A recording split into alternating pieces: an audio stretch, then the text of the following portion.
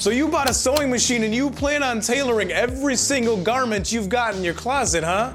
That's dope, because that's exactly what I did. But hang on there, cowboy. Now that you got a machine, you gotta get some accessories that go with it. But the good news is there's only 4 of them, and altogether they cost like $30, if not less than that. Sewing pins. You need to get some sewing pins.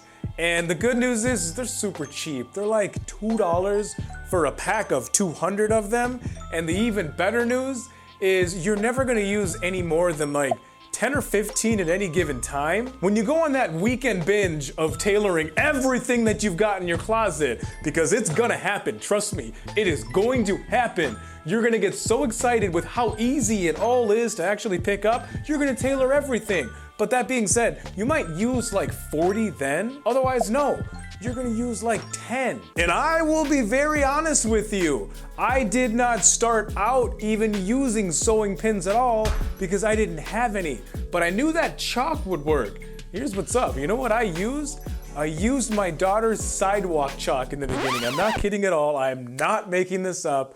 I used her sidewalk chalk when I started tailoring my own clothes. And somebody had mentioned a couple of times now actually, if you can use safety pins.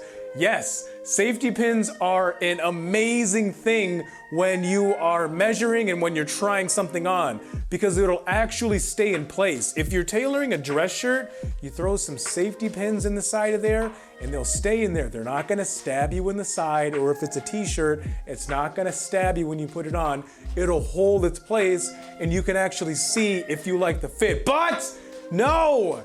You have to take them out, you have to replace them with actual sewing pins, because it is very difficult, if not impossible, to take those pins out when you've got your garment in your sewing machine. Trust me, just don't bother, don't do it. And be very, very careful with those sewing pins, because I have dropped them so many times in the carpet and I forget about it or I don't notice it, and then later on I'm walking along and suddenly, just like that, boom! I'm having a real bad time. A measuring tape, and use a cloth measuring tape.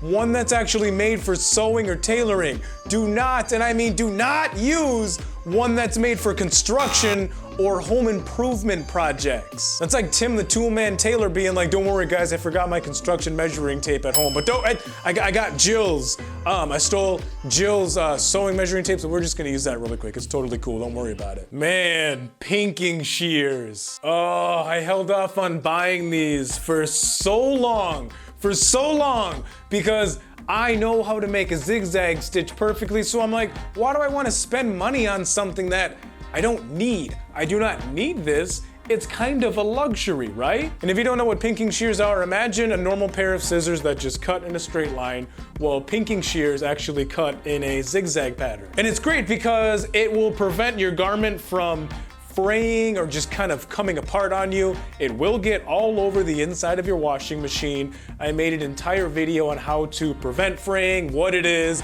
why it happens, all that stuff. It's probably down there in the description, or it's in the card, I don't know. And I also noticed that you guys struggle with that. You guys struggle with the zigzag stitch more than anything else in the entire tailoring process, anything else. And it's a little bit difficult to explain. It's something that I've showed you, and yes, it also has its own video in the description. I'll show you exactly how to make it. I show you exactly how it shouldn't look, but nonetheless, another downside of the zigzag stitch is it can be kind of uncomfortable. You can do it perfectly, and then you put your garment on and you're like, it's kind of itchy, like I can feel that seam. Well, with pinking shears, it does the exact same thing. It has the exact same benefit. It's gonna stop your garment from fraying, but it's not gonna be itchy. It's just gonna be fabric there, not any thread or anything, just fabric.